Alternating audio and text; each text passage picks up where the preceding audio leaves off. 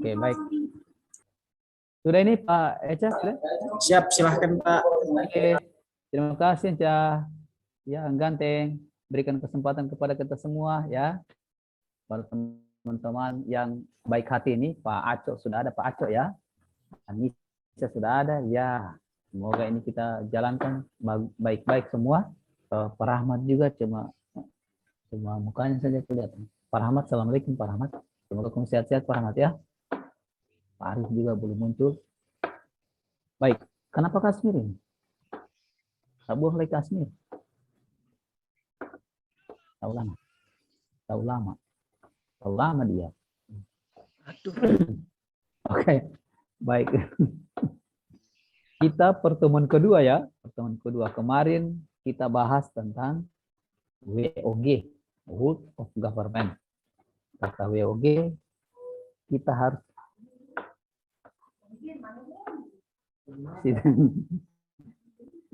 ya.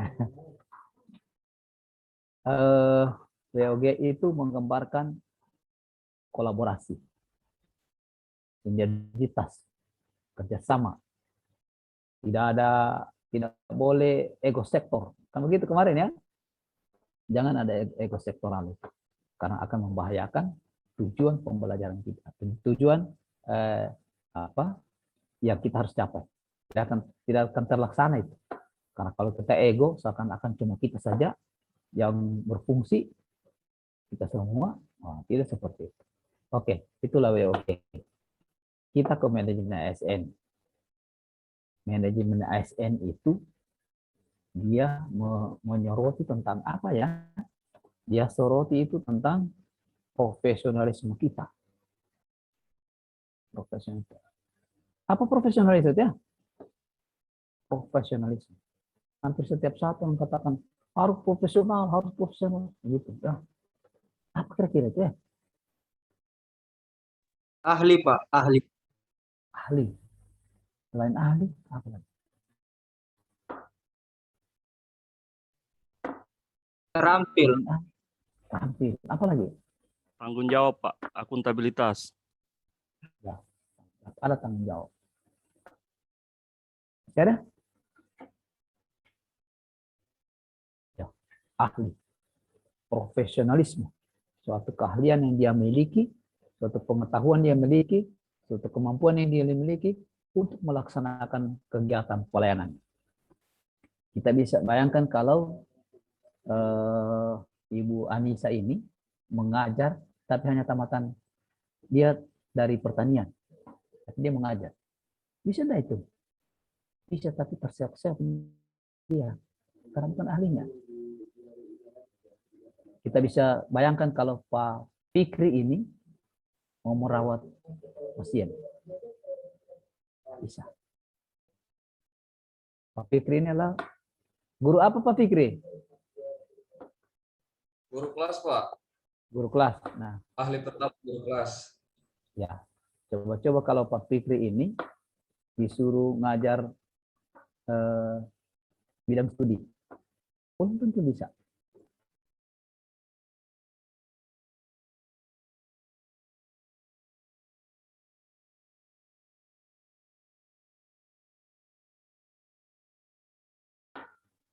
Profesionalitasnya itu atau kemampuannya itu bukan di situ. Ya, coba kita bisa bayangkan kelas 6 SD itu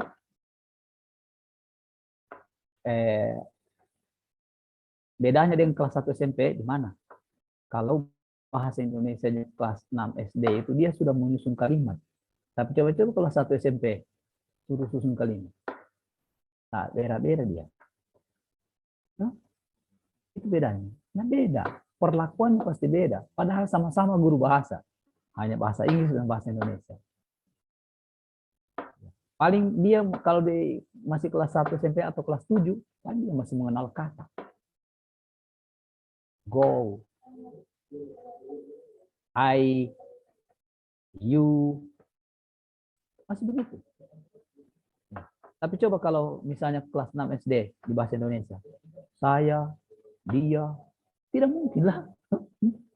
Itu bedanya. Ya. Jadi profesionalitas kita itu sangat menentukan keberhasilan yang kita lakukan. Ya, kira-kira ya, manajemen ASN menuntut kita punya profesionalitas itu untuk kita lakukan. Makanya kemarin Anda itu dites, kenapa bisa lulus? Ya karena profesinya kita di situ. Karena kompetensinya kita di situ. Apa syarat kompetensi itu ya? Siapa bisa tahu ya? Ada 3 syaratnya kompetensi.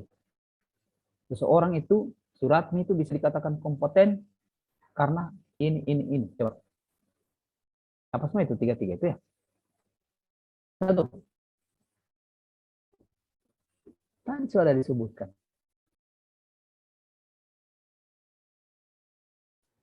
Memiliki keahlian.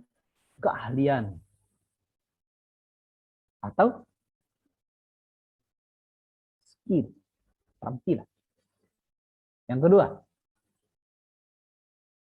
pengetahuan Pengetahuan. atau kemampuan. Yang ketiga,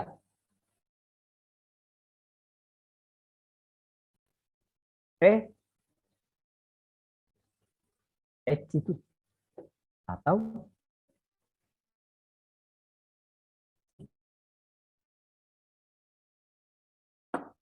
oke lah dia profesionalitas, sudah punya kemampuan.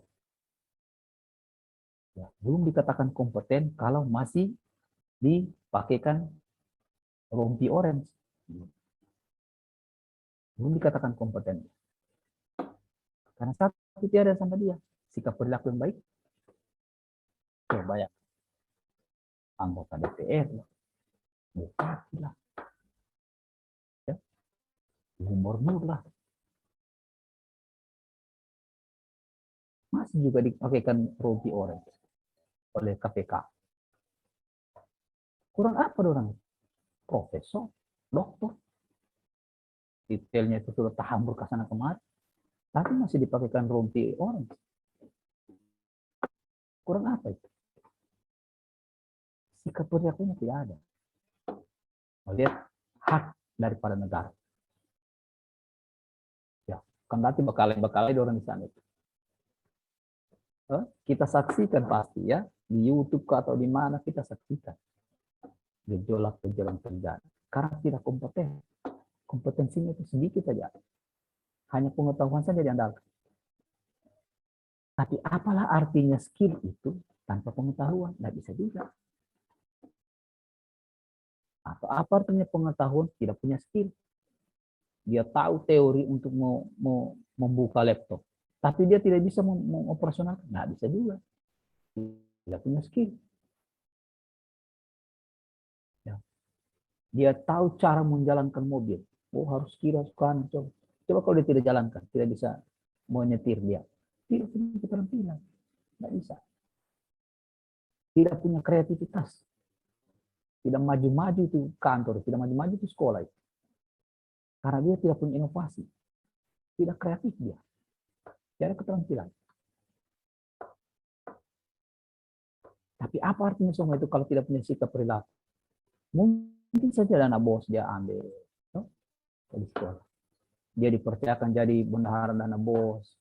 Nah, tidak semua dipertanggungjawabkan sebagaimana yang kenyataannya. Nah, kan begitu jadinya itu. Ada bendahara dana bos ini? Ada. Ngapain menjadi bendahara dana bos sedangkan pelajaran ke anak-anak belum tentu juga semua sampai. Coba evaluasi. Apa tujuan pembelajaran kita sudah dapatkan semua, bahkan melebihi, tidak belum tentu. Tapi masih dipercayakan juga dana bos tuh, bendahara dana bos. Banyak begitu. Apa yang di puskesmas itu dana bok ya. Bok. Coba. Jadi kita tidaklah dikatakan punya kompetensi seseorang itu kalau tidak memiliki 3 itu. Pengetahuan, keterampilan, sikap perilaku. Ya. Kenapa pegawai negeri sipil ini dilakukan pelatihan dasar? Kenapa bukan prajabatan saja? Bukan prajabatan. Sejak jadinya ini apa pegawai CPNS ini prajabatan. Sekarang kenapa harus dirubah? Apa bedanya? Pasti ada bedanya. Bedanya. Bedanya sekarang adalah ada yang namanya diibaratkan seperti gunung es itu. Iceberg. Gunung es itu kan begini gunung toh. Nah, hanya di sepotong saja kelihatan, kecil saja gunungnya kelihatan. Nah, dia hanya di atas laut saja. Sedikit. Gunung es di atas laut. Tapi di bawahnya itu besar. Kalau kita nonton film tenggelamnya kapal Titanic, yang menenggelamkan gara-gara gunung es itu yang dibawa sampai robek rusuknya. Begitulah di dada kita ini, di naluri kita sebagai pegawai. Itu yang dirubah sikap perilaku yang harus diarahkan kepada tahu hak dan kewajiban. Coba kalau saya tanya, apa kewajiban kita sebagai PNS? Siapa yang bisa sampaikan? Apa kewajiban kita? Ya, tiada yang Mengabdi kepada negara. Siapa itu? Oh, Ibu Hasnawati. Mengabdi kepada Anissa, negara. Pak. Anissa, mana Anissa? Oh ya, Anissa. Mengabdi kepada negara. Itu secara umum kewajiban kita. Itu kewajiban kita. Salah satunya, tapi secara umum. Memberikan pelayanan kepada masyarakat. Ya, memberikan pelayanan masyarakat. Masih ada? Setia dan taat pada Pancasila. Setia dan taat kepada Pancasila dan Undang-Undang 45.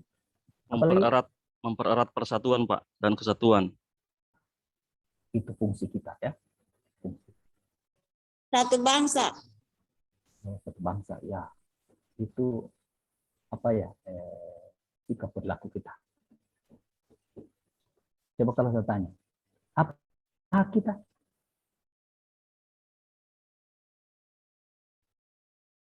Saya tahu hak kita. Maaf Pak, kurang jelas. Kalau saya tanya hak kita apa? Hak kita ingin mendapatkan gaji, tunjangan, seperti itu. Cepat cepat. Kenapa tutup mulut Hasna? Tidak perlu tutup mulut. Tidak apa-apa. Tidak apa-apa. Hak kita. Banyak hak kita. Mendapat hak mengembangkan karya. Mengembangkan pengetahuan. Iya. Banyak. Mendapatkan tunjangan. Jaminan pensiun dan jaminan hari tua. Jaminan pensiun dan hari tua. Berikan cuti. Banyak kita punya hak di situ. Termasuk kalau bisa diberikan kendaraan, kenapa tidak? Dia gunakan untuk dinas. Banyak hak kita.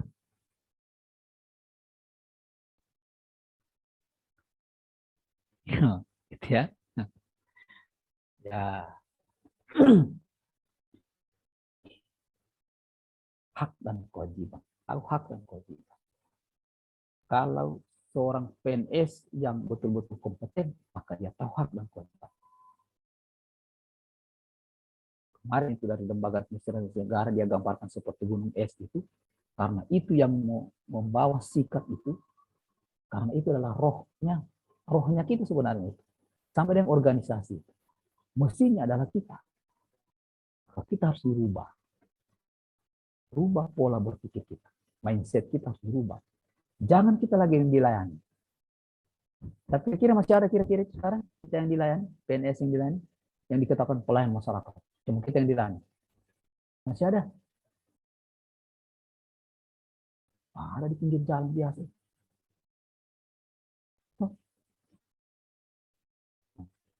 Ada biasa di pinggir jalan juga ada.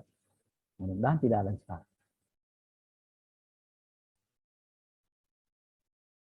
Ya. Itu yang dirubah. Kenapa bukan prajabatan saja? Kok itu? Ya karena sikap dan perilaku kita. Kita belum kompeten kita. Belum dikatakan kompeten. Sehingga latsar ini dilakukan. Didesain polanya bagaimana untuk bisa merubah sikap dan perilaku kita. Nah, kita PNS ini, PNS, pegawai negeri sipil. Sedikit lagi kami itu, tinggal mungkin 2000 April mungkin sudah 2022 mungkin sudah hilang cek, sudah gaji full diterima. Ya, ini kan baru 80%. Kalau hilang C-nya berarti gaji full. Berapa dasar gajinya di golongan 3 itu sudah dibayar. Tapi cuma biasanya di PNS ini kan cuma satu saja yang kaya. Nah, karena itu sehingga kita punya SK itu biasa sudah digantung di sana di BRI. Begitu 100%, banyak sudah digantung BRI sana. Kalau di data, mana SK aslinya Pak? Masih di BRI Pak, tunggu ya. Kenapa di BRI ya? Kan masalah. Hanya satu-satu saja PNS itu yang tidak gantung bisa, dia tidak simpan, dia tidak amankan di BRI sana dia punya SK. Karena apa itu? Kebutuhan Pak. PNS itu bukan untuk mau kaya, tapi mengabdi. Baru tinggalnya di mana? RSS Pak. Iya, banyak. Colet BTN atau rumah sangat sederhana. Banyak, tipe 3 paling banyak pegawai. Kecuali orang tuanya orang kaya. Paling banyak pegawai. Karena begitu sih. Bukan untuk kaya. Gajinya kalau 100% mungkin 2 jutaan lebih ya. Coba kalau dia tumpuan keluarganya. Mau jadi mana semua. Ya. Sana mulut ada 5 yang bertumbuh. Istri kalau tidak ada lapangan kerjanya, anak sudah 3 atau 4, 5 di sana menunggu. Mungkin ada ipar, ada sungguh, orang tua yang sudah jompo di kita. Jadi wajar kalau tidak usah dikatakan dari itu tidak lucu. Nanti kembali kita punya SK itu nanti pensiun. Biasa. Nanti pensiun baru kembali SK tidak apa-apa. Yang penting bisa hidup kan. Ya gitu. Ya. Tapi dengan catatan tidak boleh meninggalkan tugas. Jangan tinggalkan tugas. Ya. Kenapa? Terutama di guru. Mau dikasih siapa itu generasi kita itu? Atau yang di rumah sakit atau di puskesmas. Mau dikasih siapa pasien itu? Kita kan sudah shift. Pada saat shift kita, kenapa kita tidak hadir? Pada saat jam mengajar, kenapa kita ke pesta? Ngapain? Banyak gitu. Makanya harusnya kita ini malu kalau pakai keki hadir di pesta. Harusnya malu. Apalagi jam dinas. Jam 2 kita ada undangan di pesta pakai keki lagi. Wah. Sebenarnya masyarakat itu bertanya-tanya, apa ya? Dia itu tidak kerja sampai 2 jam di pesta itu. PNS ya. Coba. Harus pesta apa? Gunting rambut lagi. Ya. Coba. Kita lalaikan kita punya tugas. Kita biarkan kita punya generasi itu terbengkalai. Padahal dalam RPP, kalau guru ya, tidak pernah pelajaran itu diulang. Pokok bahasan hari ini diulang, besok tidak. Ada yang diulang tapi hanya persepsinya saja. Tidak mungkin diulang keseluruhan. Nah, apa anak didik kita sudah tahu? Belum. Tanggung jawab siapa? Tanggung jawabnya kita. Generasi kita jadi guru, kita jadi perawat. Yang rawat mereka itu siapa?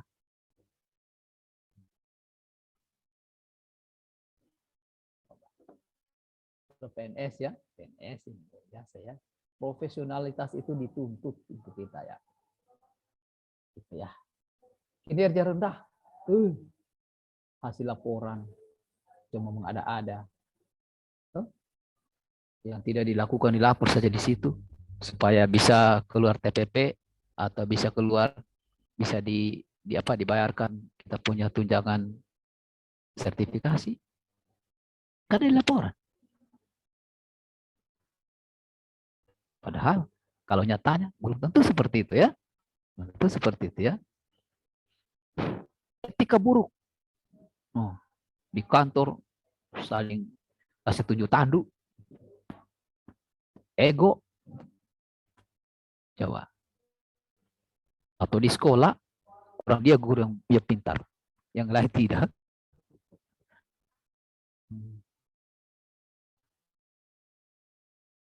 Biasa. Biasa, tapi itu tidak boleh. Pegawai tidak boleh seperti itu.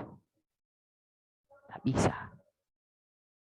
Etos kerja rendah. Waduh, kebiasaan-kebiasaan yang tidak di apa ya, yang selalu melalaikan tugas.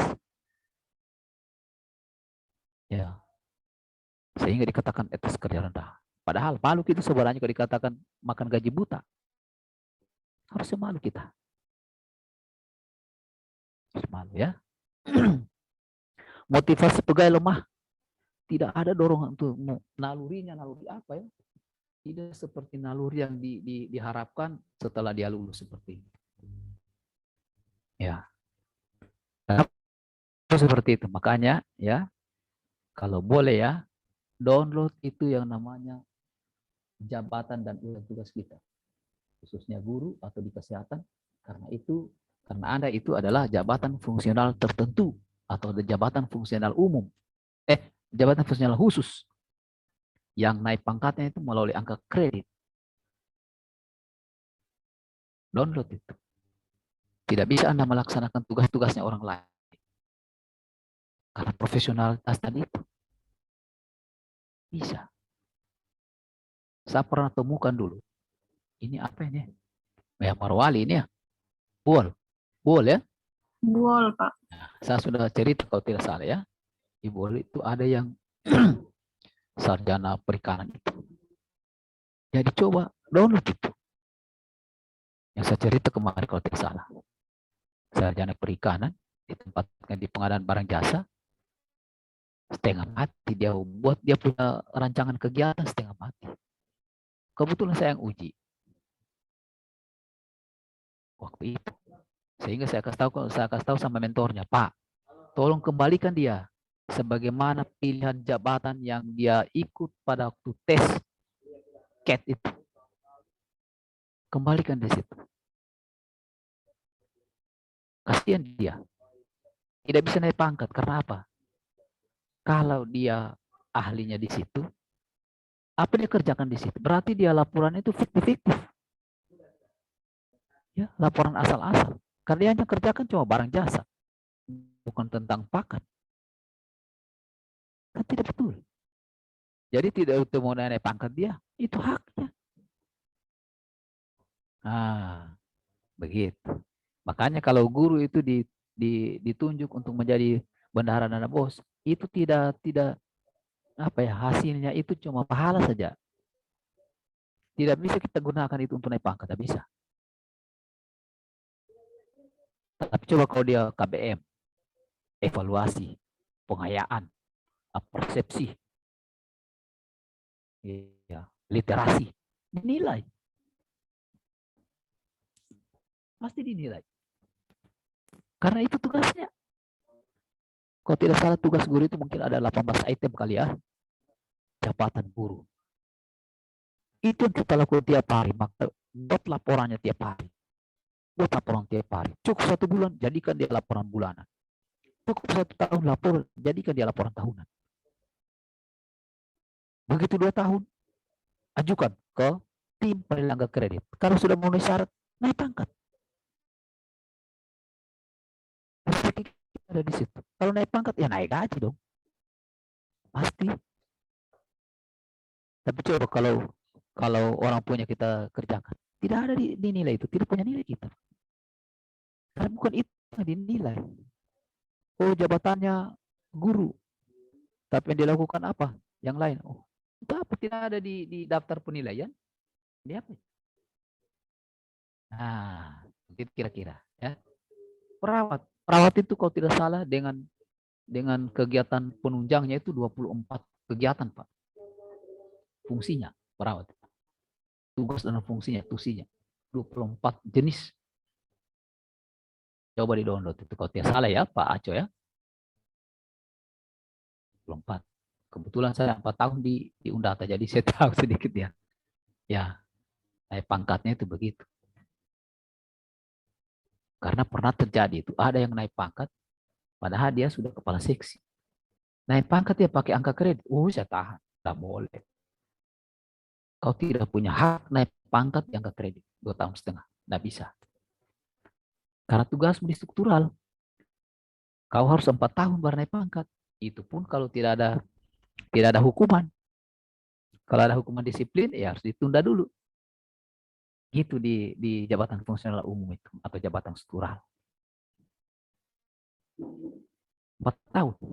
Kalau tidak ada ada sanksi, ada hukuman. Begitu juga di jabatan fungsional tertentu ini. 2,5 tahun cek dia punya dia punya SKP. SKP-nya cuma 50, tunda dulu 1 tahun. Makanya SKP tidak bisa sembarang bikin. Karena dia dipersentase, dihitung apa yang kita lakukan. Harus berdasarkan tusi kita. Kalau di perawat tadi 24 tusi itu masuk di SKP. Itu yang kita lakukan. Tiap hari kita bikin laporannya. Ini lagi dibikin, perawat ini lagi bikin. 1 bulan kumpul dia jadi laporan bulanan, baru laporan tahunan. Baru 2 tahun kasih kepada tim penilai kredit. Dinilai memenuhi syarat naik pangkat, ajukan. Selesai. Mulai lagi. Gitu. Ya. Ya, gitu kira-kira ya. Jadi kita tidak kerja sia-sia. Tidak kerja sia-sia kita. Ya. Coba-coba kalau mau mengajar bukan kita punya tugas kita lakukan. Sia-sia namanya.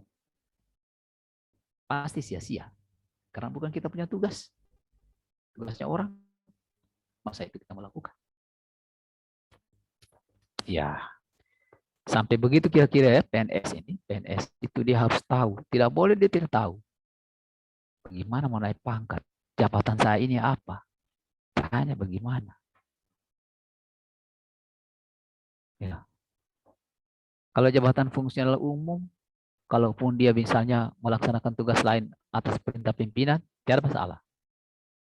Tetap 4 tahun naik pangkat, sepanjang tidak ada hukumannya. Tapi jabatan fungsional tertentu, mau melakukan tugas orang lain, tidak ada nilainya. Nah, kalau tidak cukup dia punya standar penilaian angka kreditnya untuk naik pangkat, tunda 6 bulan. Cukupkan dulu. Sampai 6 bulan belum cukup juga, tunda sampai 1 tahun. Karena belum cukup. Gitu. Ya. Begitu kalau jabatan fungsional tertentu. Jadi dia terukur dia. Terukur ya. Makanya pegawai itu tidak boleh motivasinya itu terlalu lemah. Motivasi pegawai, naluri kepegawaian tidak dibawa. Hanya karena pesta tetangga, so tidak masuk kantor. Tapi laporannya fit. Berdosa kira-kira tuh, berdosa. Bagi saya berdosa itu. Iya, karena makan gaji itu baru makan gaji buta. Tidak kerja, tapi kita buat laporan. Ya, coba. Hari ini padahal di pesta tetangga. Hari ini tanggal 15 Oktober melaksanakan tugas ini bikin laporan. Padahal tidak betul, dia cuma di pesta. Ya, sampai begitu ya. Kira-kira. Itulah kira-kira kita PNS ini. Banyak hal yang kita harus lakukan. Profesionalitas kita itu kita harus lakukan. Gitu.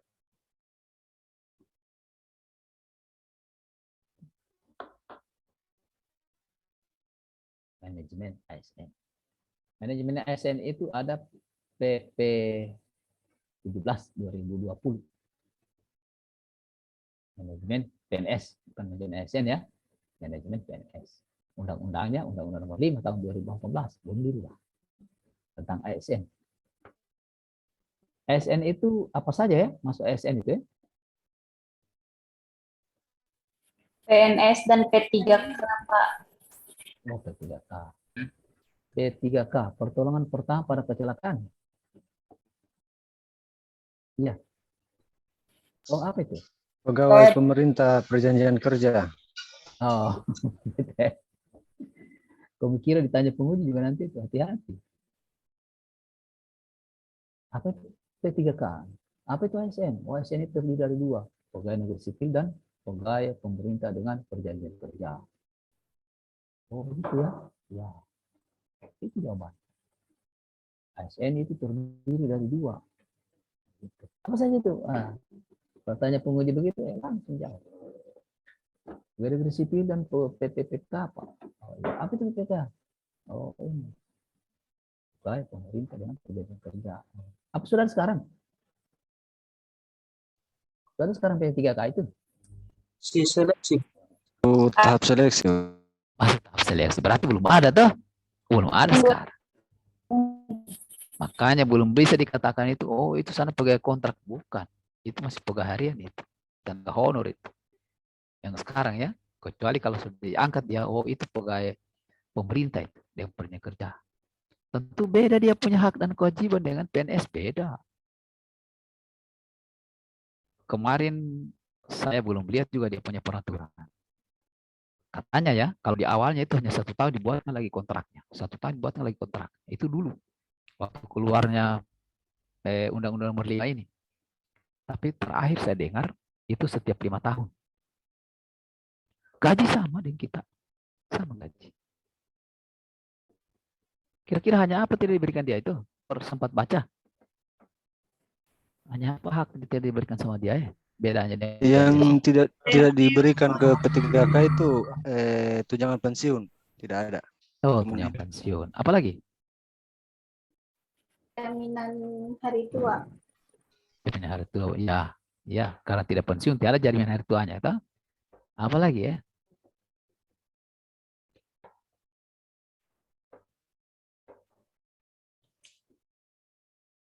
Bisa diberikan kendaraan dia itu? Kendaraan dinas? Bisa, Pak. Hah?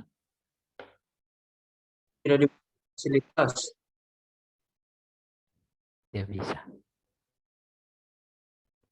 Kalau ketentuan terakhir itu P3K itu tidak bisa diberikan kendaraan. Apa alasannya? Nah, alasannya itu kan dia kontrak. Kalau habis kontraknya itu belum sempat ditarik kendaraan, ya dia sudah lari kemana? Yang pusing siapa? Bagian penarikan. Saya sempat 1 tahun lebih di bagian apa? Di biro perlengkapan itu, bagian penarikan kendaraan itu. Kita bisa bayangkan kalau kendaraan itu dibawa lari para pensiunan atau orang-orang yang tidak mau masuk kantor sampai ke tanah Jawa sana. Berapa biaya yang dikeluarkan oleh daerah atau negara ini untuk mendatangkan itu barang? Jutaan rupiah, Pak. Kalau 2 orang ke sana berarti 2 orang berikan SPPD. Belum lagi biaya transportasinya mobil. Rugi negara. Makanya dia tidak diberikan kendaraan. Apalagi kalau cuma kontraknya 1 tahun. Tidak bisa. Begitu sampai 1 tahun dia pikir dia punya kontrak, saya punya gaji tinggal 5 juta itu. Ini kendaraan puluhan juta ini sudah. Apalagi. Oh dia jual ke sana. Itu alasannya. Kenapa tidak diberikan kendaraan? Ya. Gitu. Beda ya. Nanti sebentar kita coba bagaimana itu hak-hak kita dan kewajiban kita. Sebentar nanti setelah salat Jumat baru coba kita coba gale-gale itu. Bagaimana itu pendidikan itu? Pendidikan pegawai, peningkatan sumber daya aparatur. Sekarang ini sesungguhnya setiap pegawai diwajibkan itu 20 JP untuk ikut diklat. Diklat Kak, workshop Kak, yang penting 20 JP per tahun. Itu wajib. Hanya karena belum digagas itu karena anggaran negara itu masih minim. Karena ini adalah COVID. sehingga belum digagas itu, belum dijadikan program tetap. Padahal oleh BKD dan BPSDM itu atau BKPSDM itu harus wajib bagi setiap pegawai itu mengikuti pelatihan minimal 20 JP satu orang. 20 JP itu minimal 2 hari. Minimal 2 hari. 10 JP satu hari. Mau sosialisasi, mau berkali-kali sosialisasi, mau workshop, mau seminar, silakan. Bukan beda ya pendidikannya, beda. Beda tugas belajar atau isi belajar, beda. Itu pelatihan. Ya. Jadi nanti tolong di-download itu, pakai Om Google punya ya. Download itu tugas dan fungsi kita, download. Supaya nanti kalau nyusun rancangan aktualisasinya itu kita paham apa isu yang ada di kita itu. Kita breakdown, kita punya tusi, kita identifikasi mana tusi kita yang bermasalah. Kalau dapat 9 tusi yang bermasalah seperti Pak Aco punya ini, 24 tusinya, tugas dan fungsinya dia, tambah dengan kegiatan pendukungnya, 24. Mana yang lemah, mana yang belum terlaksana, mana yang lebih prioritas menjadikan core issue. Akan dianalisis nanti. Analisis dia. Oh, ternyata ini. Misalnya begini. Belum dipahaminya tata cara minum obat oleh pasien dan keluarga pasien. Nah, dia belum paham. Terpaksa harus lakukan edukasi dia. Meningkatkan pemahaman pasien dan keluarganya tentang tata cara minum obat. Atau tata cara pemeliharaan kesehatan di rumah. Bisa. Bisa. Atau guru. Tapi diambil dari tusinya itu. Makanya harus tusi itu harus dikuasai. Guru itu kan meningkatkan supaya siswa itu bisa tinggi minat belajarnya. Nah, kalau begitu, kenapa ya kalau dilihat di laporan-laporan tahunan lalu, minat belajar siswa ini karena COVID setelah tidak tahu motivasi dia, minat belajarnya rendah. Salah satunya itu yang isu rendahnya minat belajar siswa kelas sekian atau SD ini, SMP ini. Tapi kalau guru bidang studi dia bicara sekolah ya. Kalau guru kelas dia bicara kelas. Misalnya kelas 5. Tentang minat belajar kelas 5 SDN ini. Oh ya, berarti kita harus meningkatkan minat belajar siswa SDN ini pada sekolah apa. Nah, gitu ya. Melalui apa? Mau pakai pohon literasi boleh. Mau pakai pojok baca boleh. Kalau minat belajarnya. Mau pakai apa lagi ya? Ajak keluar dia boleh kalau guru apa namanya? Biologi. Sesuaikan. Atau kalau siapa guru bahasa Inggris sih? Ada guru bahasa Inggris? Ya ada.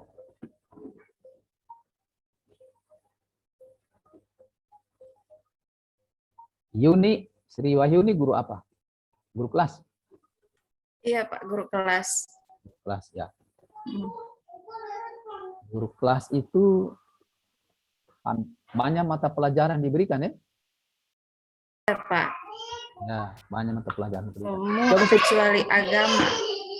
Oh, kecuali Islam agama. sama PJOK. Okay. Oh iya, PJOK itu berarti olahraga ya? Iya Pak. Ya. Nah, coba kalau kita misalnya matematika. Kelas berapa?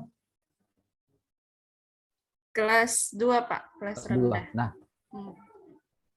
meningkatkan minat belajar siswa kelas 2 atau murid kelas 2 melalui alat peraga. Nah, apa alat peraganya? Kelas 2 SD itu paling kita pakai kalau batu kotor ya, lebih bagus kalau begitu.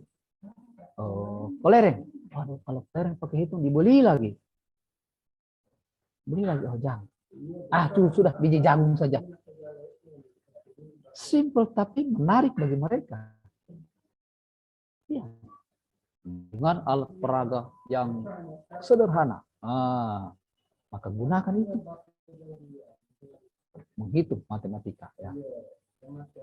1 tambah 1 berapa? Coba tarik 1 biji jagung. Kan begitu tuh.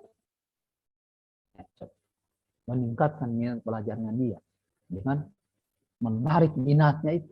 Kita tingkatnya dia. Dengan alat peraga yang sederhana. Mantap. Jadi sudah dia punya. Nanti Bu Yuni punya sudah jadi. Kalau itu dia ambil. Jadi dia.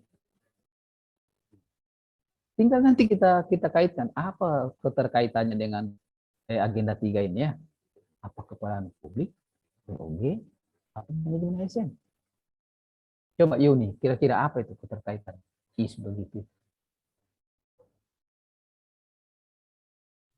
Kenapa Pak? Maaf tidak Ya. jelas.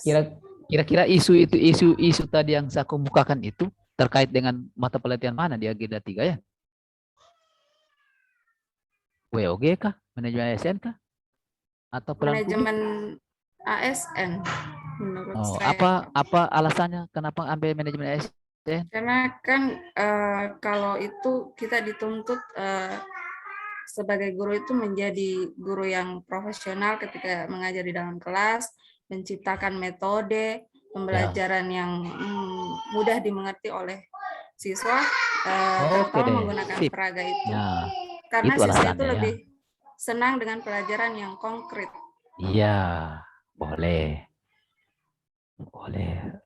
Pelayanan publik masuk enggak? Pelayanan publik masuk, Pak. Ya, cuma kita belum pelajari ya, belum dalam ya. Iya, Tapi menurut bacaan Anda di pelayanan publik pasti masuk. iya, Karena pelanggan kita itu murid. Murid, iya Pak. Iya. Berarti masuk karena kita melayani pelanggan kita. Ya, seperti itu keterkaitannya seperti itu ya. Dia terkait dengan itu. Karena profesionalitas kita harus lakukan itu ya. Banyak alat peraga. Atau gunakan metode. Metode apa? Metode pembelajaran, metode menggunakan PowerPoint. Ya, karena ada info sudah dipakai, saya pakai PowerPoint. Lebih menarik bagi anak-anak, tidak apa-apa. Ya, itulah profesionalitas kita sebagai PNS. Kita mampu menciptakan suasana itu untuk bisa menarik minat pelajaran siswa. Jadi, pegawai itu seperti itu. Banyak inovasi yang dia buat. Ya, itu minat pelajaran. Kalau minat bacanya, pakai apa? Oh, ada pojok baca, ada majalah dinding, atau ada poster. Bisa. Atau kalau dia harus mengenal atau bahasa Indonesia misalnya semua barang yang ada di sekitar sekolah dan dalam sekolah itu, ya tempel dengan bahasa Indonesia. Oh, ini kursi dah.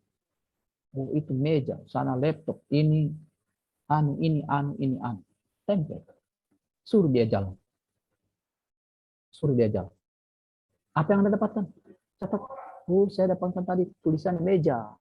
Oh, tulisannya dinding, tulisannya tiang, tulisannya tiang bendera. Oh, tulisannya papan tulis. Nah, itu. Baru coba uji dia. Uji melalui itu. Kalau yang sana apa? Oh, dia katakan, oh iya. Dalam bahasa Indonesia dia sudah tahu. Oh, ternyata sana itu papan tulis. Ini kelas 2. Ada profesionalitas kita. Kemampuan kita untuk menerapkan atau mengaktualisasikan atau mengimplementasikan ilmu yang kita dapat. Sehingga anak-anak itu bisa menarik untuk belajar. Atau karena ini karena profesionalitas kita ya. Tadinya dia itu, kenapa dia malas-malas masuk sekolah ya? Saya pun orang tua. Kenapa sih Ani? Ini begini. Oh, kalau begitu, saya punya inisiatif kalau begitu. Semua nomor handphone dari orang tua siswa yang di kelas saya harus ambil.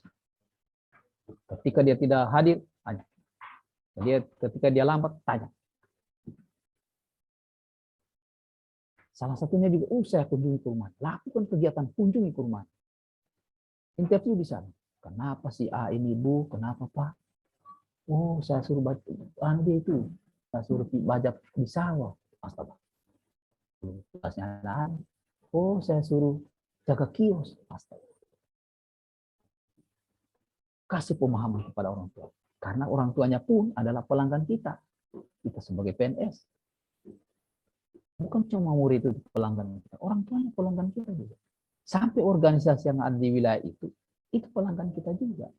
Karena kenapa? Contoh ya, kita selaku pegawai itu kita harus, kemarin di WOG kalau saya tidak salah saya sudah sampaikan, rangkul itu ketua-ketua organisasi yang ada itu.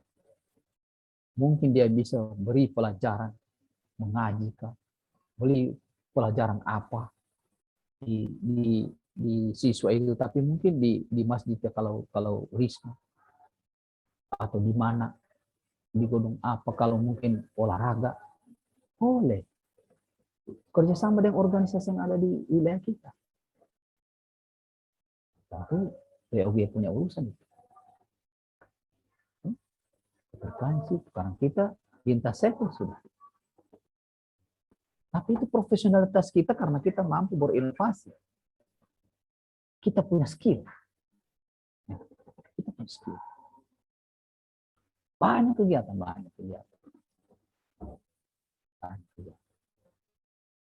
Atau perawat. Aduh, ini harus dikunjungi ke rumahnya. Mengecek keberadaan pasien-pasien atau mantan pasien yang baru keluar, apakah masih dia rawat di sana? Apakah dia masih minum berdasarkan petunjuk itu obat atau tidak? Cek bisa. Monitor bisa. Bisa. Kan data-data pasien yang baru keluar itu kan hari ini berapa pasien keluar, besok berapa pasien. Kunjungi ke rumahnya sepanjang kita masih bisa jangkau rumah alamat. Bisa. Karena itu kemampuan kita harus kita asah, harus kita lakukan karena kita PNS. Karena kita PNS. Kalau bukan PNS kita kan. Kalau kita PNS itu banyak tugasnya. Ya.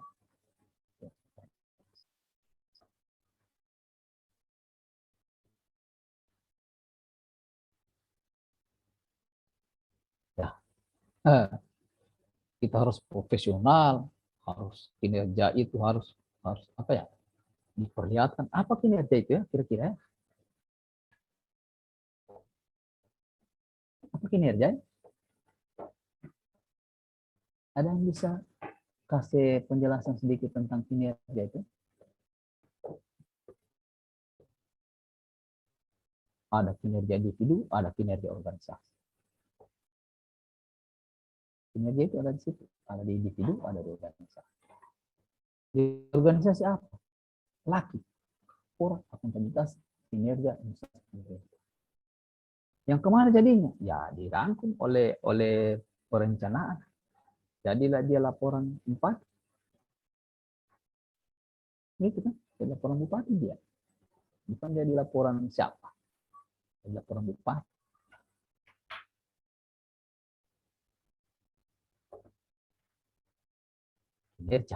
Kinerja itu adalah hasil jeripaya kita, hasil pekerjaan kita yang kita jadikan laporan itu.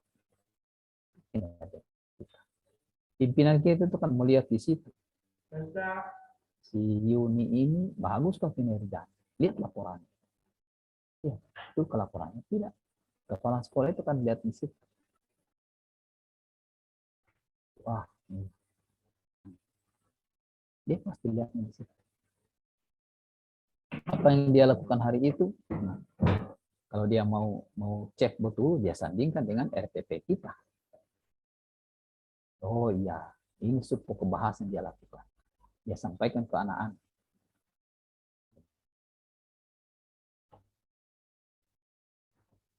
Gizi juga begitu ya, Hasna ya? Ya, gizi juga begitu. Iya, Lihat Pak. kira-kira, ya kira-kira pasien ini, pasien stroke ini kasih makan daging tidak? Kan begitu tuh? Kan tahu. Jadi dari info konsen itu sudah ditahu bahwa ternyata ini pasien ini hanya ini yang boleh dia makan, hanya ini yang boleh dia minum. Karena beda penyakit. Itu profesionalis kita. Coba-coba kalau Ibu Anissa pegang itu gizi, mana mungkin? Mana dia tahu gizinya pasien di sana? Tidak bisa.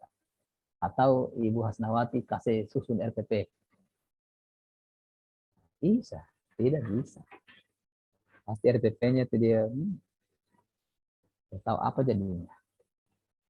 Ya, begitu kira-kira profesionalitas kita itu ditempatkan sesuai dengan kan kata Nabi juga begitu. Tempatkan seseorang itu berdasarkan keahlian. Kalau kita menempatkan orang tidak berdasarkan keahliannya, menempatkan orang tidak berdasarkan keahliannya, tunggu kehancuran. Organisasi hancur atau individu yang hancur.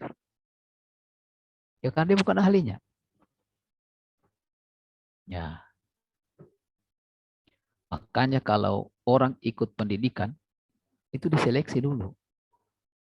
Sekarang ini dituntut itu kalau ikut pendidikan itu harus linear. Harus linear. Tidak lagi kayak kita orang ini. Sarjana hukum dengan magister manajemen. Tapi tetap juga kepada manajemen, kepada manusia juga sasaran. Hukum juga begitu. Hukum itu kan sasarannya kan apa ya? Sosial, ilmu sosial. Manajemen juga masih ke ilmu sosial. Manage. Tapi kan ada juga yang namanya manajemen akuntansi. Ya, kalau itu kita masuki, wah sudah salah sarjana hukum ke akuntansi, sudah salah.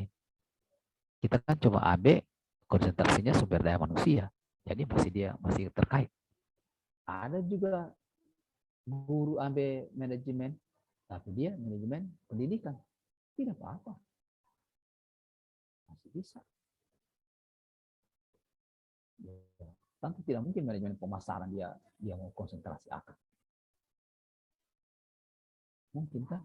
Nah, seperti itu.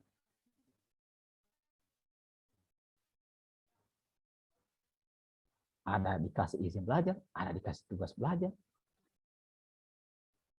Begitu kira.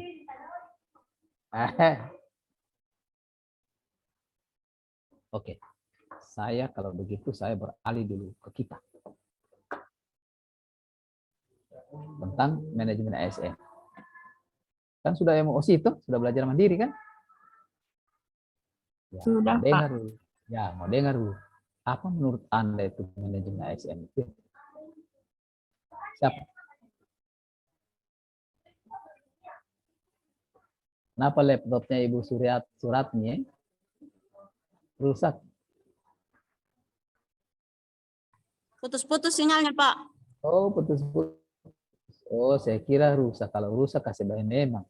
Karena kalau sudah masuk agenda 4, ya, habis ini kan masuk agenda 4. Agenda 4 itu sudah harus gunakan itu.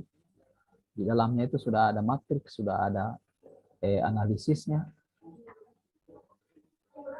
Gitu. Kalau tidak pakai modem.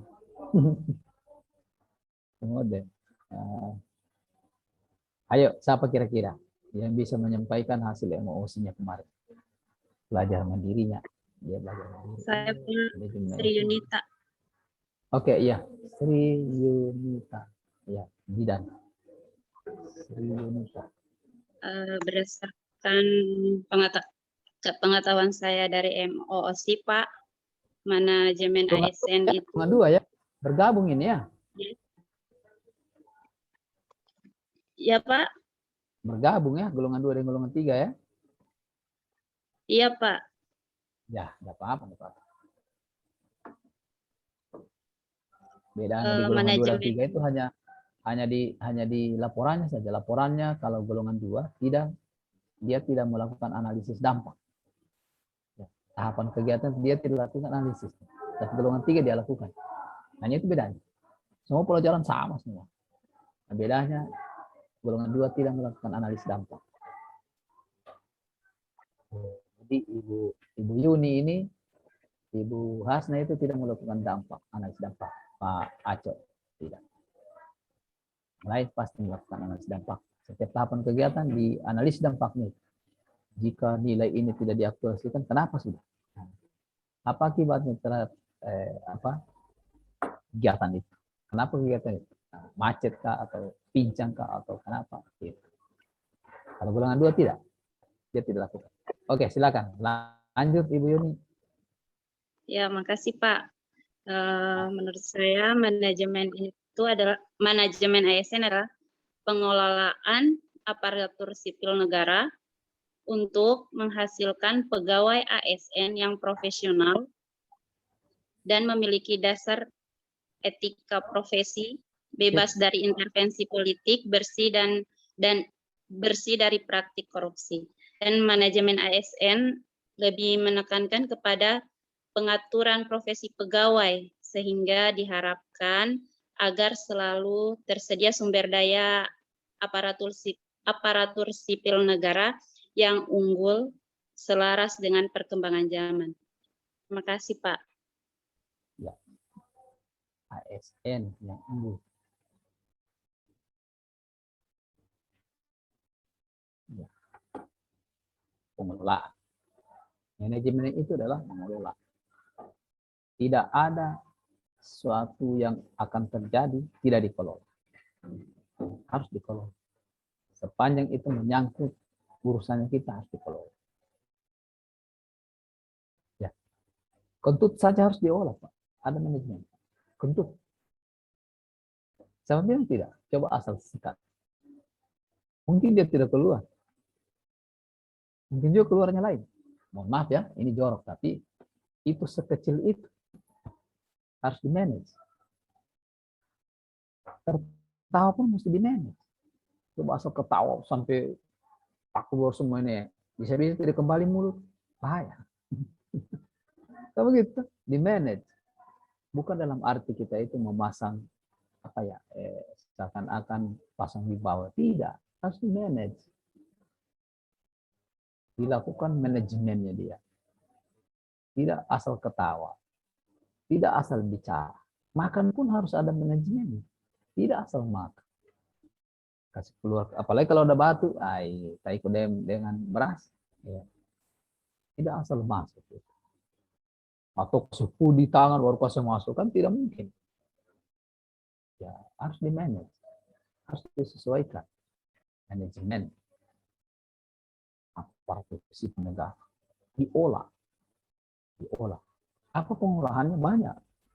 Disesuaikan dengan kemampuannya, disesuaikan dengan kompetensinya, disesuaikan dengan jabatan pilihannya. Menaikkan pangkatnya, diurus dia punya hak, diberikan tugas dia sebagai kewajibannya. Ada satu biasa di kode etik, kalau tidak salah, kode etik PNS. Kalau tidak salah itu kode etik yang ke-12. Apa itu kode etik ke-12 itu? Itu bikin pusing BKD. Kalau di kabupaten bikin pusing BKPSDM. Apa itu?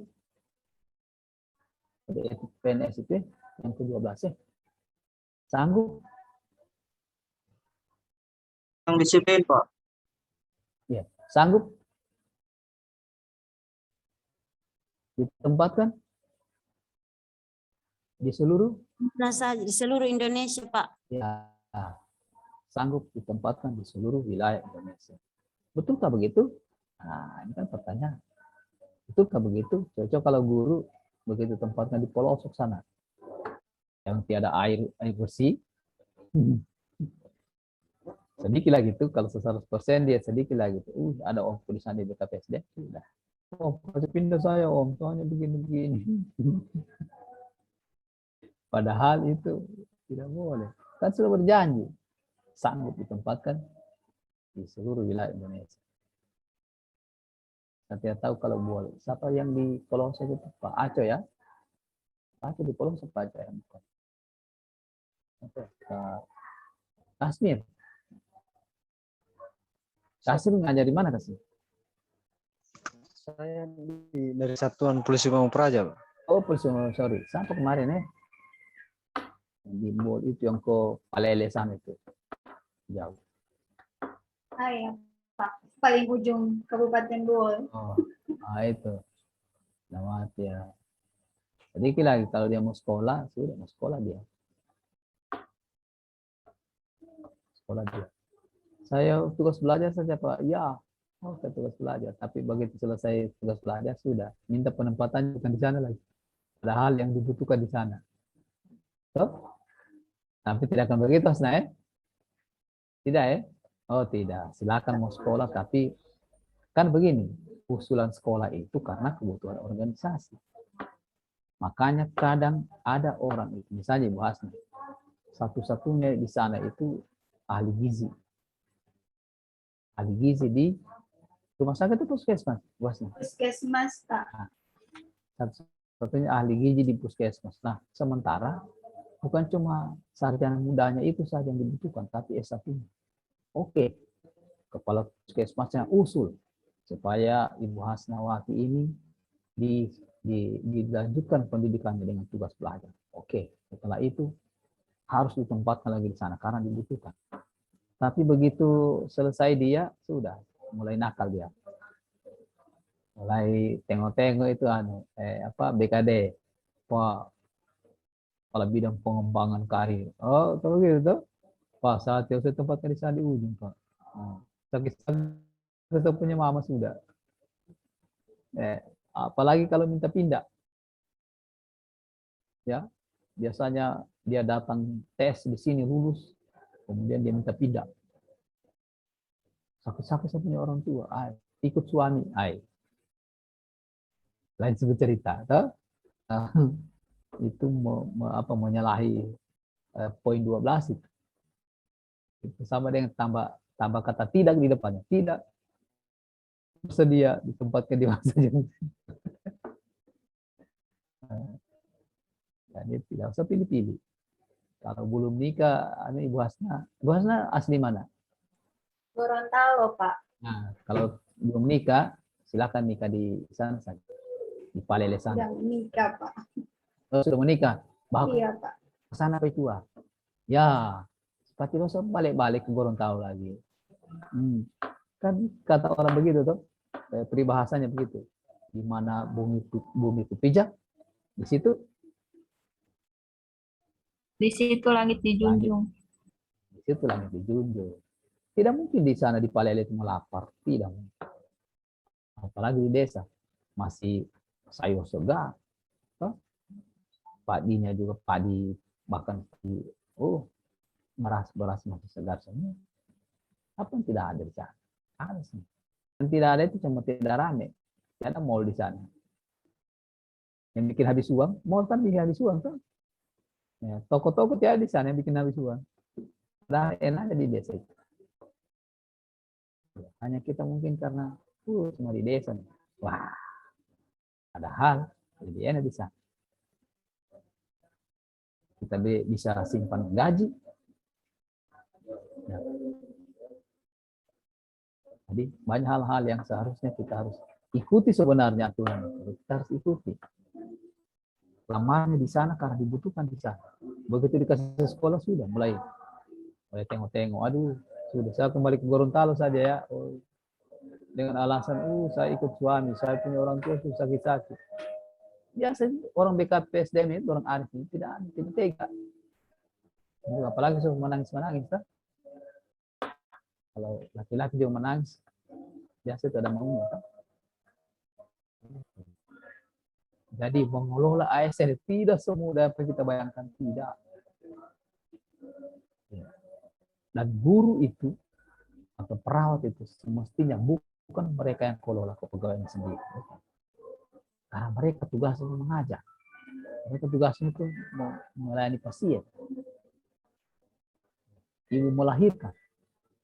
Itu urusannya, bukan urusan nasibnya dia urus semua. Karena ada kepegawaian. Ada kepegawaian. Saya sempat lakukan itu di Undaka saya 4 tahun. Bahkan di sana itu, waktu saya datang di sana, saya kepala sub bagian pengembang karya dan inovasi. Orang punya berkala itu, padahal berkala itu kan tiap 2 tahun kayak berkala. Ada yang 6 tahun tidak ada berkala. Hanya karena kita di kepegawaian. Tapi saya usahakan bagaimana caranya bisa. Bisa. Ternyata Dr. Rudi itu, bupatinya Kumio itu, 6 tahun tidak naik berkala. Waktu saya datang di Undata, saya tanya saya punya bawahan, bisa itu? Bisa Pak. Oke, bikin. Senangnya dia itu. Senangnya direktur itu Dr. Rudi. Dia bilang, bisa ya? Bisa Pak. Kenapa dulu tidak? Aku malas orang dulu. Oh, terima kasih Pak, terima kasih. Iya Pak. Terima kasihnya Pak Panten, dia tegas tuh, dia tegas itu. Pak Dr. Rudi, jangan. Itu emosi luar biasa, tapi baik. Sampai ruangannya soal itu, tadi. Itu Dr. Rudi. 6 tahun tidak naik berkala. Berapa dia punya uang untuk tinggal tidak? Iya. Nah, pangkatnya orang harus bikin sendiri. Saya bilang, ini semua yang pengelolaan pegawai tidak betul. Bahkan saya datang, saya tanya jabatannya saya punya staf itu atau bawahan saya tidak ada. Saya buatkan. Mulai saya bikin satu-satu. Ini kau punya jabatan. Tinggal saya tanya dia punya pendidikan apa. Pendidikan apa? Oh, sarjana ini. Oh, ini SMA ini. Harus tempel di pinggir mejanya masing-masing. Ini kau punya tugas. 1 minggu, saya tinggal bertanya. Sudah harus selesai tugas, Dek? Oh, sudah Pak Mansur. Ini. Kalau sudah selesai tugasnya, sudah Pak. Tanpa disuruh lah. Karena kalau sebelumnya itu tidak ada uraian tugasnya, tidak ada perencanaan dari datang dulu baca cerita, sudah. Kenapa? Tanya kemarin tidak ada jabatan. Tidak ada uraian tugas. Buatnya uraian tugas. Begitu ada uraian tugasnya sudah. Tinggal tanya. Oh sudah Pak, sudah ini. Duk tutut amradu. Sampai 2 kali pembuatan duk itu tidak dibuat. Duk itu kan dibuat harus 6 bulan sekali. Ini semua 2 tahun tidak dibuat. Saya perintahkan buat itu supaya ditahu perkembangan karirnya pegawai. Pegawai kita mau 800 waktu itu. Pegawai organik. Kepala ruangan itu dulu dia datang sendiri ruangannya kepegawaian. Oh, saya bilang tidak usah kamu datang sini. Kau urus saja ruangan besar. Nanti kita yang urus punya kenaikan. Senang. Satu-satu bilang, oh kamu kenapa nanti sekarang seperti ini? Ya, kamu punya bagian kepegawaian dulu tidak becus. Masa tugasnya dia tidak lakukan? Nah ini ya, tugasnya dia tidak lakukan. Harus tahu tugas supaya kita bisa melakukannya. Kalau kita tidak tahu tugasnya kita, apa kita melakukan? Tunggu perintah. Bahkan dulu pegawai dulu tuh disuruh bosnya jemput dulu anakku di sekolah. Memangnya tugas pegawai itu jemput anaknya bos? Tak mungkin lah. PNS lah disuruh jemput anaknya bos. Bukan tugasnya. Berikan dia tugas. Bikin jabatannya, urai tugasnya. Apa tugasnya? Mau urus surat, mau catat surat, terserah. Jadi begitu ada juga yang mencatat surat, urus surat masuk keluar, sudah begitu diperiksa. Oh iya, kemana arahnya? Ke sini Pak. Langsung. Tidak sulit kita. Karena kita tahu kan. Catatnya kasih paraf yang kirim di sana ya. Oh iya Pak. Begitu hilang di sana ya. Ini parafnya siapa? Bahkan ada yang ditugas belajar 6 tahun tidak ada laporannya. Tugas belajar dibiayai oleh pemerintah 6 tahun tidak ada laporan. Apa dia kemari? Dia cuma pergi kawin. Tapi kami tidak pergi belajar. Tapi kami. Oh, saya surat ke perguruan tinggi surat. Tapi ternyata betul dia ada ke Papua waktu itu. Ikut suaminya tentara. Saya tidak tahu, saya pernah berkunjung ke Undata kemarin, dia diproses apakah dipecat atau tidak. Kalau tidak bikin begitu, maka rugilah negara. Seperti tadi saya katakan, ada yang naik pangkat, yang pejabat rural, kok naik pangkatnya pakai angka kredit, sama masuk akal. Saya tahan. Bukan kita tidak kasih begitu, tapi salah. Dan kita akan salah jadinya. Yang dipenjara itu kita, yang suruh kembalikan kita, karena kita memperkaya diri orang lain. Yang tidak seharusnya dibuat begitu. Tidak bisa.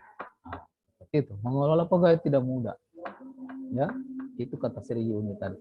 Pengelolaan ASN untuk menjadi PNS yang profesional. ASN yang unggul. Bagaimana ASN unggul itu? Unggul dalam arti segala hal. Dia bisa melaksanakan tugas pelayanannya sesuai dengan profesionalitasnya itu. Ada kan digung-dungkan pelayanan prima. Harus melaksanakan pelayanan prima terhadap pelanggan kita. Nah, pelayanan prima itu, apa maksud pelayanan prima itu? Ada yang tahu itu? Saat bos-bos itu pelayanan prima. Apa itu? Pelayanan prima itu? Pelayanan bagaimana itu? Apakah pelayanan kita yang kotak saran itu penuh-penuh setiap minggu? Pelayanan yang sebaik mungkin kepada pelanggan. Bagaimana? Bisa? Pelayanan yang sebaik mungkin kepada pelanggan. Nah, sebaik mungkin. Apa lagi? Yang lain? Pelayanan bagaimana pelayanan prima itu? Yang baik kepada pelanggan. Kita kan? Baik. Kalau menurut pelanggan, apa sudah baik kah? Bagaimana cara kita mengukurnya? Pelayanan bagaimana itu pelayanan prima itu ya? Pelayanan yang kita laksanakan secara baik seperti yang disampaikan oleh Ibu Nisa tadi, ya, berdasarkan SOP atau SPO atau SPN, dan pelanggan itu merasa Puas. merasa puas. Puas dengan pelayanan itu. Di ruangan, waduh, padahal ada antrian di situ, kenapa tiada bangkunya, tiada kursinya? Ya. Di situ ada antrian, kenapa tiada WC-nya? Wah. Di situ ada antrian, kenapa tiada kipas angin? Minimal kipas angin. Kok tidak pakai AC? Oh, di situ ada jalur yang ditempuh. Kenapa tidak ada alur pelayanan? Ya, rumah sakit ya. Oh, habis ini ke sini, habis ini ke sini, habis ini ke sini. Kenapa tidak ada pelayanan? Hanya kita bertanya lagi. Syukur-syukur kalau dijawab bagus. Biasa juga pelayan itu jawabannya sudah kembali tuang sudah. Oh, di sana Pak, di sana Pak. Bapak ini dikasih tahu di sana, coba deh kan. Bagaimana dia mau tahu? Dia orang baru. Karena tidak arah pelayan. Coba-coba kalau misalnya orang tua yang tuli, yang sudah tuli ya, sudah tua. Dia tanya, di mana apotek Pak? Oh, di sana, di sana. Pergi dia bajal, suka lewat-lewat lagi. Ya. Apa kita biarkan? Tidak bisa kita biarkan. Tidak boleh. Bukan pelayanan prima begitu. Membiarkan orang-orang yang apa istilahnya ya? Yang kurang mampu dalam bentuk fisiknya, kita biarkan, kita tidak arahkan, kita tidak antar untuk memperoleh kebutuhannya. Itu baru itu. Belum lagi bisa naik apotek. Bagaimana caranya minum obat ini? Oh, baca saja. Baca. Kalau orang tua tidak bisa baca, bagaimana? Itu semua kelemahan daripada pelayanan. Maka perawat itu, Pak Acu itu boleh ambil itu. Bidan itu boleh ambil itu. Buatkan kegiatan. Kurangnya pemahaman pasien dan keluarga tata cara minum obat. Ya. Meningkatkan pemahaman pasien tata cara minum obat melalui edukasi. Ya. Kunjungi ke rumahnya. Atau setiap kali dia mau mengambil obat, berikan petunjuk. Atau buatkan leaflet kalau masih bisa membaca. Jangan juga orang tua atau bidan ini, industri, jangan juga anak-anak buatkan leaflet. Belum bisa baca. Kecuali mamanya ya atau keluarganya boleh. Nah, cara perawatan bayi, buatkan leaflet. Gitu. Kegiatannya adalah meningkatkan pemahaman pasien dan keluarganya tentang tata cara perawatan bayi melalui apa? Leaflet. Oke, buatkan leafletnya. Masukkan semua di situ tata cara. Misalkan SOP, misalkan SPM, ini loh tata cara perawatan bayi. Ganti popoknya setiap berapa jam. Nah, situ sama kan? Dia dikasih menyusui ke setiap berapa jam. Kan ibu unit tahu. Itulah profesionalitas kita itu, kita tunjukkan di situ. Coba kalau misalnya perawat tidak tahu, atau ibu Hasnawati dia tidak tahu berapa jam kasih batete lagi baik, tidak. Dia tidak tahu.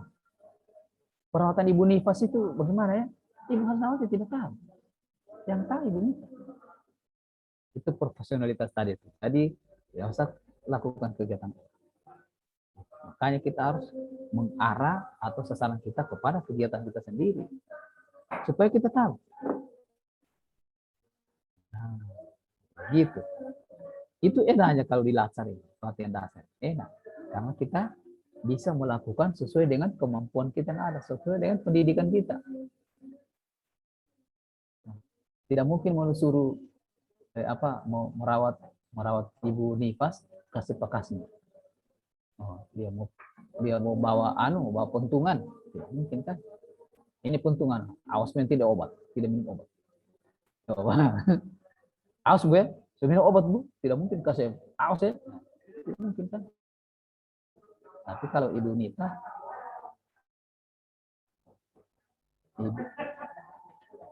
ibu sudah berapa kali minum obat, sudah diminum obatnya ibu, kan begitu, lembutnya ada, lembutnya perawat itu tidak toh, itu beda. Jadi beda. Kalau ilmunya Pak Hakim harus tegas. Tapi kalau ilmunya tidak tegas, dia lembut. Nah, dia menghadapi manusia yang sakit, tidak bisa dia. Tapi kalau Pak Kasmi harus tegas,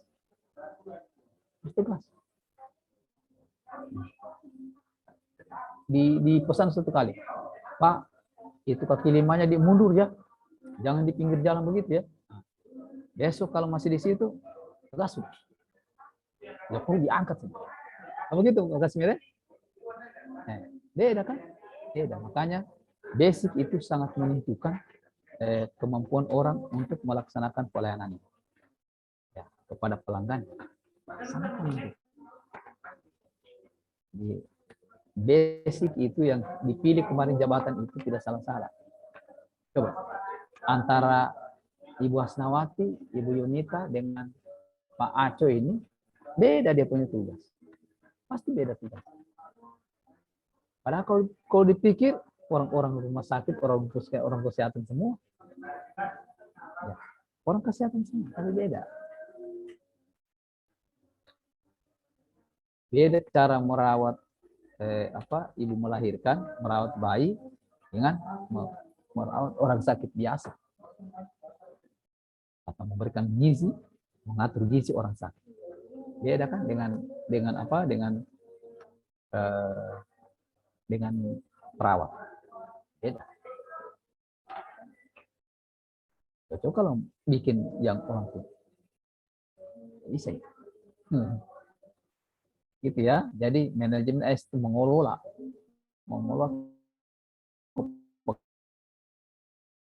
kepegawaian, mengelola ASN apa sih? Ya. Kalau dia 5 tahun bagus, tapi kalau dia punya kontrak, waduh, tambah repot itu kepegawaian. Kalau dikontrak cuma 1 tahun, tambah repot kepegawaian itu. Ya. Belum tahu apakah dia bikin SPK juga atau tidak. Oh ya. Jadi itu kata Ibu Yunita begitu. Betul itu ya. Mengelola aparatur sipil negara untuk menjadi PNS, ya, pegawai yang profesional, pegawai yang unggul, apa ASN unggul dalam segala hal, ya. Tidak memarah-marah pelanggan. Ya, datang kemari, ibu melahirkan ternyata ibu dari gunung. Pas tidak dapat Ibu Yunita. Mari Ibu Yunita, bagaimana sudah? Terus itu dulu. Oh, bagaimana?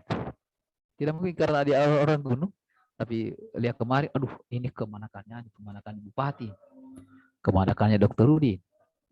Ibu Yunita, ada pasien, siapa itu? Ini kok anak kecil. Oh, ayo. Sebeda.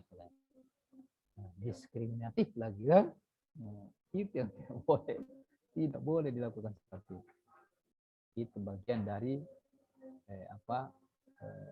suka dukanya dalam memberikan pelayanan. Tidak bisa kita menghindar. Sampai seperti itu pelayanan kita lakukan supaya pelanggan kita itu merasa puas. Itu baru katakan pelayanan prima.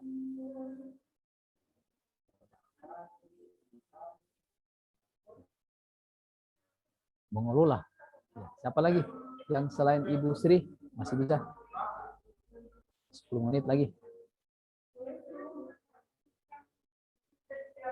Yuk. Sudah Ibu Yunita tadi, Ibu Sri Yunita, dia katakan. Ada lagi, ayo.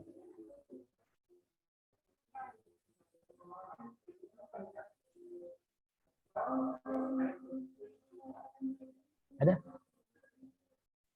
Yuni, ada Yuni?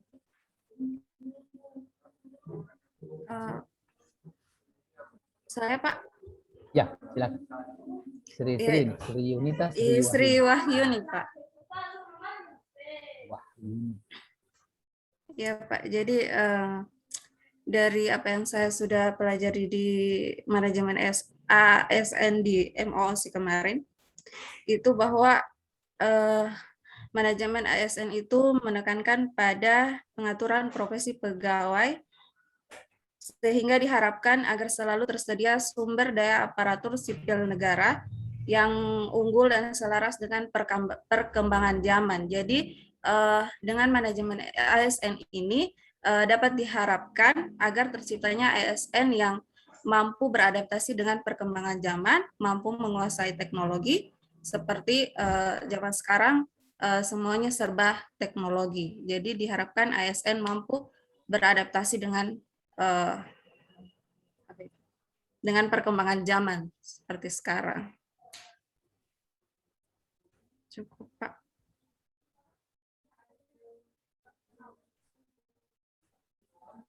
Ya. Atur ya, pengaturan fungsi ASN. Apa fungsi ASN itu? 1,